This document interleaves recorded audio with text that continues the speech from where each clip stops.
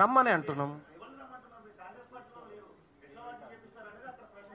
నా office open చేసి ఉంది. దాన్ని ఓవర్ యాక్షన్ చేయకు కానీ జరాలు అది బంద్ చేయి అది తెలుస్తూనే ఉంది కానీ బంద్ చేయి తమ్మి, బంద్ చేయి. క్వశ్చన్ అడిగినా ఆమె, క్వశ్చన్ అడిగింది ఆమె, నీకే కాదయా. క్వశ్చన్ అడిగింది ఆమె, ఎవరు? నీ క్వశ్చన్ ఏందో అడుగు, బాయ్ సాబ్, నీ క్వశ్చన్ ఏందో అడుగు ఫస్ట్.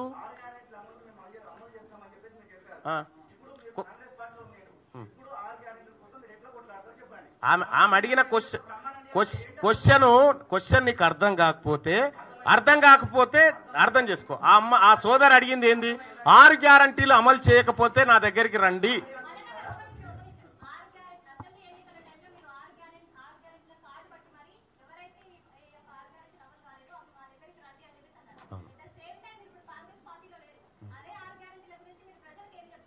నా దగ్గర రండి, కొట్లాడడానికి సిద్ధంగా ఉన్న ప్రజలకి. ప్రభుత్వంతో కొట్లాడతాం, హామీలు ఇచ్చిన వాళ్ళతోటి.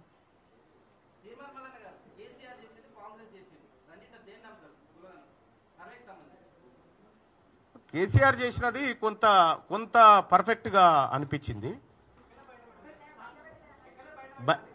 అయితే బయట పెట్టలేదు కానీ ఆ ఎంహెచ్ఆర్డి వెబ్సైట్ లో ఉన్నాయి అవి.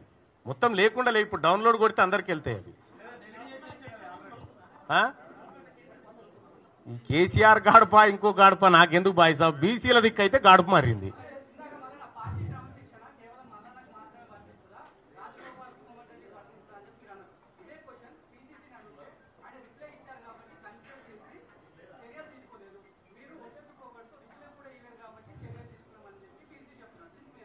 ఇప్పుడు నా దగ్గర వీడియో ఉంది, నేను రిప్లై ఇయ్యలేదని చెప్పి ఆయనే చెప్పిన వీడియో ఉంది, ఇంటవా? ఎందుకంటే కోమటిరెడ్డి వెంకటరెడ్డి గారే చెప్పిండు ఈ మాట, నేను రిప్లై ఇయ్యను, ఏం చేసుకుంటావో చేసుకోపో, గీలకిస్తానా అని చెప్పి పోయిండు. ఇయ్యలేదు బాయ్ సాబ్, అది ఇయ్యలేదు. అంటే వాళ్ళకో న్యాయం మాకో న్యాయం కాదు కదా, అట్లా. మా రథం లాగడానికి ఆమె కూడా వస్తాడే, మేమెందుకు వద్దంటాం? బీసీ ఎందుకంటే ఇన్ని రోజులు మిమ్మల్ని మోసినాం కదా, ఇప్పుడు మమ్మల్ని కూడా మోయాల్సినటువంటి సమయం. ఇక అనివార్యంగా అందరు కూడా బీసీ జపం చేయాల్సిందే.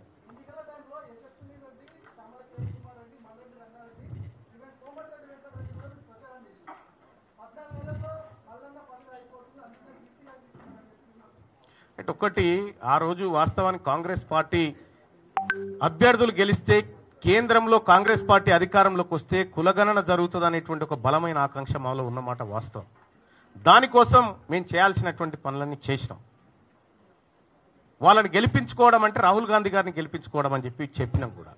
సో కాబట్టి నేనేమంటున్నా, కాంగ్రెస్ పార్టీ అధికారంలోకి రావడానికి రాహుల్ గాంధీ గారిని ప్రధానమంత్రి చేయాలనేటువంటి ఆకాంక్షతోటి చాలా వర్క్ చేసినాం.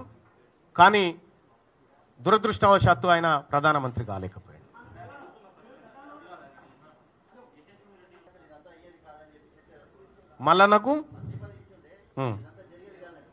మల్లన్న మంత్రి పదవి కావాలని ఎప్పుడన్నా అడిగిండా?